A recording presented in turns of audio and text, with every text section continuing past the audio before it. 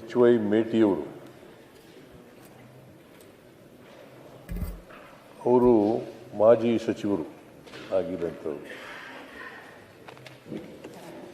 ಕೆಳ ಹಂತದಿಂದ ಮಂಡಲ ಪಂಚಾಯಿತಿ ಚೇರ್ಮನ್ರಾಗಿ ಮೇಲಕ್ಕೆ ಬಂದು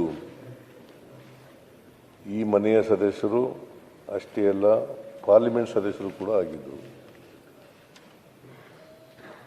ಆಮೇಲೆ 96ರಲ್ಲಿ 1994ನಲ್ಲಿ ಮಿನಿಸ್ಟರ್ ಆದರು, ಫಾರೆಸ್ಟ್ ಮಿನಿಸ್ಟರ್ ಆದರು. ಆಮೇಲೆ 2013ರಲ್ಲಿ ಎಕ್ಸೈಸ್ ಮಿನಿಸ್ಟರ್ ಆಗಿದ್ದರು. ಭಾಳ ಸಜ್ಜನ. ಬಹುಶಃ ನಾವು ಒಬ್ಬ ಸಜ್ಜನ ರಾಜಕಾರಣಿಯನ್ನು ಕಳ್ಕೊಂಡಿದ್ದೀವಿ ಅಂತಕ್ಕಂಥ ಮಾತುಗಳನ್ನು ಹೇಳಲಿಕ್ಕೆ ಬಯಸ್ತಾ ಇದ್ದೇನೆ. ಸಭ್ಯ, ಸಜ್ಜನ, ಪ್ರಾಮಾಣಿಕ. ಯಾಕಂದರೆ ನನಗೆ 1983 ಅವತ್ತಿನಿಂದ ಒಡನಾಟ ಇದೆ. 1983 ನಾನು ವಿಧಾನಸಭೆಗೆ ಶಾಸಕನಾಗಿ ಆಯ್ಕೆ ಬಂದಾಗ ಸಂದರ್ಭದಲ್ಲಿ ಅವರು MLA ಆಗಿರಲಿಲ್ಲ, ಆದರೂ ಕೂಡ ನನಗೆ ಪರಿಚಯ ಇತ್ತು. ಅವತ್ತಿನಿಂದ ಇವತ್ತಿನವರೆಗೆ ಸಾಯೋವರೆಗೂ ಕೂಡ ಅವರು ಭಾಳ ನಿಷ್ಠಾವಂತ ಕಾರ್ಯಕರ್ತನಾಗಿ, ಕಾಂಗ್ರೆಸ್ ಕಾರ್ಯಕರ್ತನಾಗಿ ಉಳ್ಕೊಂಡಿದ್ದರು ಅಂತಕ್ಕಂಥ ಮಾತುಗಳನ್ನು ಹೇಳಲಿಕ್ಕೆ ಬಯಸ್ತಾ ಇದ್ದೇನೆ. ಅವರು ಬಿಲ್ಕೆರೂರು ಮಂಡಲ ಪಂಚಾಯಿತಿ ಚೇರ್ಮನ್ ಆಗಿದ್ದರು. ಆಮೇಲೆ APMC ಅಧ್ಯಕ್ಷರು ಕೂಡ ಆಗಿದ್ದರು. ಬಾಗಲಕೋಟೆ ಪಟ್ಟಣ ಅಭಿವೃದ್ಧಿ ಪ್ರಾಧಿಕಾರದ ಅಧ್ಯಕ್ಷರಾಗಿದ್ದರು. MSILನ ಅಧ್ಯಕ್ಷರಾಗಿ ಕೂಡ ಇದ್ದರು. DCC ಬ್ಯಾಂಕ್ನ ನಿರ್ದೇಶಕರಾಗಿ ಕೂಡ ಇದ್ದರು. ಅಂದರೆ ನಾನು ಯಾಕೆ ಇವನ್ನೆಲ್ಲ ಹೇಳ್ತಾ ಇದ್ದೀನಿ ಅಂತಂದರೆ, ಅವರು ಕ್ಷೇತ್ರ ಬರೀ ರಾಜಕಾರಣ ಅಷ್ಟೇ ಅಲ್ಲ, ಬೇರೆ ಬೇರೆ ಕ್ಷೇತ್ರಗಳಲ್ಲೂ ಕೂಡ ಅವರು ತಮ್ಮ ಛಾಪನ್ನು ಮೂಡಿಸ್ತಕ್ಕಂಥ ಪ್ರಯತ್ನವನ್ನು ಮಾಡಿದರು. ಅವರು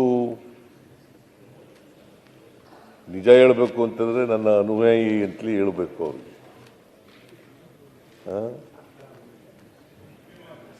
ಅಭಿಮಾನಿ, ನಿಮ್ಮ ಭಾಷೆನೇ ಉಪಯೋಗಿಸೋಣ, ಅಭಿಮಾನಿಯಾಗಿದ್ದರು. ಕೊನೆಯವರೆಗೂ ಕೂಡ ನಾನು ಜನತಾ ಪಾರ್ಟಿ, ಜನತಾದಳ, ಕಾಂಗ್ರೆಸ್ನಲ್ಲಿದ್ದಾಗಲೂ ಕೂಡ ನನ್ನ ಜೊತೆಲೇ ಇದ್ದರು. ಮತ್ತು ನಾವು ಏನು ಹೇಳಿದ್ರು ಕೂಡ ಅವರು ಅದಕ್ಕೆ ವಿರುದ್ಧವಾಗಿ ನಿರ್ಣಯ ಮಾಡ್ತಕ್ಕಂಥದ್ದಾಗಲಿ, ತೀರ್ಮಾನ ಮಾಡ್ತಕ್ಕಂಥದ್ದಾಗಲಿ ಮಾಡ್ತಿರಲಿಲ್ಲ. ಅಷ್ಟರ ಮಟ್ಟಿಗೆ ಲಾಯಲ್ ಆಗಿದ್ದರು ಅಂತಕ್ಕಂಥ ಮಾತುಗಳನ್ನು ಹೇಳಲಿಕ್ಕೆ ಬಯಸ್ತಾ ಇದ್ದೇನೆ. ಒಬ್ಬ ನಿಷ್ಠಾವಂತ ರಾಜಕಾರಣಿಯನ್ನು ಇವತ್ತು ನಾವು ಕಳ್ಕೊಂಡಿದ್ದೀವಿ. ಭಾಳ ದೀರ್ಘಕಾಲ ರಾಜಕಾರಣ ಮಾಡಿದ್ದಾರೆ. 89ರಲ್ಲಿ ಶಾಸಕರಾದದ್ದು, ಆಮೇಲೆ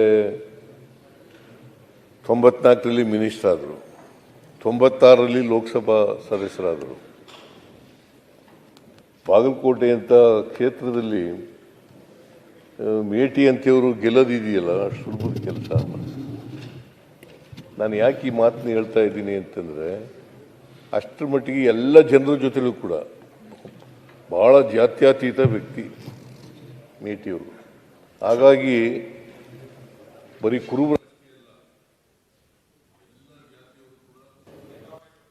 ಅವರನ್ನು ಪ್ರೀತಿಸ್ತಾ ಇದ್ರು, ಗೌರವಿಸ್ತಾ ಇದ್ರು, ಅಭಿಮಾನದಿಂದ ಕಾಣ್ತಾ ಇದ್ರು.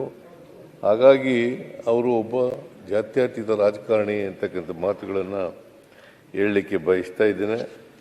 ಅವರು ನಮ್ಮನ್ನು ಅಗಲಿದ್ದಾರೆ. ಅವರ ಆತ್ಮಕ್ಕೆ ಚಿರಶಾಂತಿ ದೊರಕಲಿ ಅಂತೇಳಿ ನಾನು ಒಂದು ಸಾರಿ 96ರಲ್ಲಿ ಅಲ್ಲಿ ಸರ್ವೆ ಮಾಡಿಸಿದ ಬಾಗಲಕೋಟೆಯಲ್ಲಿ ಪಾರ್ಲಿಮೆಂಟ್ಗೆ ಅಂತಕ್ಕಂಥ ಸರ್ವೆ. ಇವ್ರಿಗೆ ಪಾಪ ಅಷ್ಟೊಂದು ಹಿಂದಿ ಬರ್ತಾ ಇರಲಿಲ್ಲ.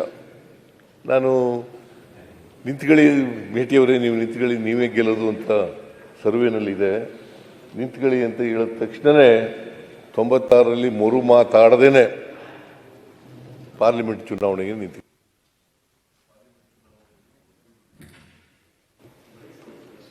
ಸೊ ಪಾಪ ಸಿಟ್ಟಿಂಗ್ ಮಿನಿಸ್ಟರು, ಸಾಮಾನ್ಯವಾಗಿ ಯಾರು ಕೂಡ ಸಿಟ್ಟಿಂಗ್ ಮಿನಿಸ್ಟರ್ ಆಗಿ ಪಾರ್ಲಿಮೆಂಟಿಗೆ ಹೋಗಿ ನಿಂತ್ಕೊಳ್ತಕ್ಕಂಥ ಸಾಹಸದ ಪ್ರವೃತ್ತಿಯನ್ನು ಪ್ರದರ್ಶನ ಮಾಡೋಕ್ಕೆ ಹೋಗ್ತಿರ್ಲಿಲ್ಲ.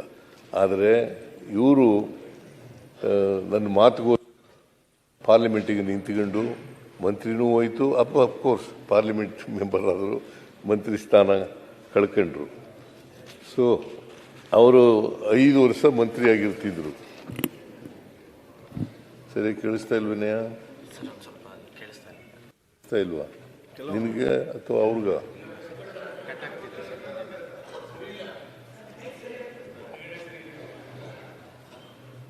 ಸೊ ಅವರು ನನಗೆ ವೈಯಕ್ತಿಕವಾಗೂ ಕೂಡ ನಷ್ಟ ಆಗಿದೆ. ಉತ್ತರ ಕರ್ನಾಟಕದಲ್ಲಿ ಒಬ್ಬ ಅಭಿಮಾನಿಯನ್ನು ಕಳ್ಕೊಂಡಿರ್ತಕ್ಕಂಥದ್ದು ನನಗೆ ವೈಯಕ್ತಿಕವಾಗಿ ನಷ್ಟ ಆಗಿದೆ. ಅಷ್ಟೇ ಅಲ್ಲ, ಬಾಗಲಕೋಟೆ ಉತ್ತರ ಕರ್ನಾಟಕ ಭಾಗದಲ್ಲಿ ಅಪಾರವಾದಂಥ ನಷ್ಟ ಆಗಿದೆ. ಕಾಂಗ್ರೆಸ್ ಪಕ್ಷಕ್ಕೂ ಕೂಡ ನಷ್ಟ ಆಗಿದೆ ಅಂತಕ್ಕಂಥ ಮಾತುಗಳನ್ನು ಹೇಳಿ ಅವರ ಆತ್ಮಕ್ಕೆ ಚಿರಶಾಂತಿ ದೊರಕಲಿ. ಅವರಿಗೆ 3 ಜನ ಮಕ್ಕಳಿದ್ದಾರೆ, ಒಬ್ಬ ಹೆಣ್ಮಗಳು, 2 ಗಂಡು ಮಕ್ಕಳು. ವೃತ್ತಿನಲ್ಲಿ ಕೃಷಿಕರು, ಇವರು ಮೂಲತಃ ಕೃಷಿಕರು. ಆಮೇಲೆ ರಾಜಕಾರಣ ಪ್ರಾರಂಭ ಮಾಡಿದ್ದು ಮಂಡಲ ಪಂಚಾಯಿತಿ ಅಧ್ಯಕ್ಷನಾಗಿ ರಾಜಕಾರಣ ಪ್ರಾರಂಭ ಮಾಡಿದ್ರು. ಅಲ್ಲಿಂದ ಕೊನೆಯವರೆಗೂ ಕೂಡ ಈ ಸದನದ ಸದಸ್ಯರ ಕೂಡ ಇದ್ದರು. ಪಾಪ ಸಿಟ್ಟಿಂಗ್ ಮೆಂಬರು. ಅವರಿಗೆ ನಾನು ಆಸ್ಪತ್ರೆಗೆ ಹೋಗಿ ನೋಡ್ಕೊ ಬಂದಿದ್ದೆ. ಆಸ್ಪತ್ರೆಗೆ ಹೋದಾಗ ನಾನು ಇನ್ನೂ 10 ವರ್ಷ ಬದುಕ್ತೀನಿ ಅಂತ ಪಾಪ ಹೇಳಿದ್ರು. 10 ವರ್ಷ ಬದುಕ್ತೀನಿ ನಾನು ಅಂತ ಹೇಳಿದ್ರು. ಆಮೇಲೆ ನಾನು ಮೈಸೂರಿಗೆ ಹೋಗಿದ್ದೆ. ಮೈಸೂರಿಗೆ ಅವರ PA ಒಬ್ಬರು ಇದ್ದಾರೆ, ಶೆಟ್ಟರ್ ಅಂತ, ಶೆಟ್ಟರ್ ಒಳೆ ಬಸು ಶೆಟ್ಟರ್ ಅಂತ ಇದೆ. ಅವರು ಯಾವಾಗಲೂ ಇವ್ರ ಜೊತೆಯಲ್ಲಿ ಇರ್ತಿದ್ರು. ನನಗೆ ಫೋನ್ ಮಾಡಿದ್ರು, ಸರ್ ಯಾಕೋ ಕಷ್ಟ ಇದೆ ಅಂತ ಹೇಳಿ. ನಾನು ಮೈಸೂರಿನಲ್ಲಿ ಇದ್ದವನು ಕೂಡಲೇ ಬಂದೆ. ಆಮೇಲೆ ಬಂದು ನೋಡಿದ್ರೆ ನಿಧನರಾಗಿದ್ದರು. ಸೊ ಅಂಥ ಒಬ್ಬ ಅಪರೂಪದ ರಾಜಕಾರಣಿಯನ್ನು ನಾವು ಇವತ್ತು, ಮತ್ತು ಯಾರಿಗೂ ಕೂಡ ವೈರತ್ವ ಇರಲಿಲ್ಲ ಅವರಿಗೆ. ವಿರೋಧ ಪಕ್ಷದವ್ರ ಜೊತೆಲೂ ಚೆನ್ನಾಗಿದ್ರು, ಜನಗಳ ಜೊತೆಲೂ ಚೆನ್ನಾಗಿದ್ರು, ನಮ್ಮ ಜೊತೆಲೂ ಚೆನ್ನಾಗಿದ್ರು. ಪೊನ್ನಣ್ಣವರೇ, ಪೊನ್ನಣ್ಣ ಏನಪ್ಪ ಲೇಟ್ ಬರುತ್ತೆ, ಮತ್ತೆ ಕೂತು ಮಾತಾಡ್ತೀರಿ. ಸರಿ ಸರ್. ಸೊ ಅಂಥ ವ್ಯಕ್ತಿಯನ್ನು ನಾವು ಇವತ್ತು ಕಳ್ಕೊಂಡು ಒಂದು ರೀತಿ ರಾಜಕೀಯ ತಬ್ಲಿತನ ನಮ್ಮನ್ನು ಕಾಡ್ತಾ ಇದೆ ಅಂತಕ್ಕಂಥ ಮಾತುಗಳನ್ನು ಹೇಳಲಿಕ್ಕೆ ಬಯಸ್ತೇನೆ. ಅವರ ಆತ್ಮಕ್ಕೆ ಚಿರಶಾಂತಿ ದೊರಕಲಿ, ಅವರ ಕುಟುಂಬ ವರ್ಗದವರಿಗೆ ಮತ್ತು ಅವರ ಅಭಿಮಾನಿಗಳಿಗೆ ಅವರ ಸಾವಿನ ದುಃಖವನ್ನು ಭರಿಸ್ತಕ್ಕಂಥ ಶಕ್ತಿ ಕೊಡಲಿ ಅಂತೇಳಿ ನಾನು ಪ್ರಾರ್ಥನೆಯನ್ನು ಮಾಡಲಿಕ್ಕೆ ಬಯಸ್ತಾ ಇದ್ದೇನೆ. ಕ್ಷಣ ಕ್ಷಣದ ಸುದ್ದಿಗಳಿಗಾಗಿ ಫ್ರೀಡಂ ಟಿವಿ ಸಬ್ಸ್ಕ್ರೈಬ್ ಮಾಡಿ, ಲೈಕ್ ಮಾಡಿ ಹಾಗೂ ಫಾಲೋ ಮಾಡಿ. ಹೊಸ ಸುದ್ದಿಗಳ ನೋಟಿಫಿಕೇಶನ್ಗಾಗಿ ಬೆಲ್ ಐಕಾನ್ ಮೇಲೆ ಕ್ಲಿಕ್ ಮಾಡಿ.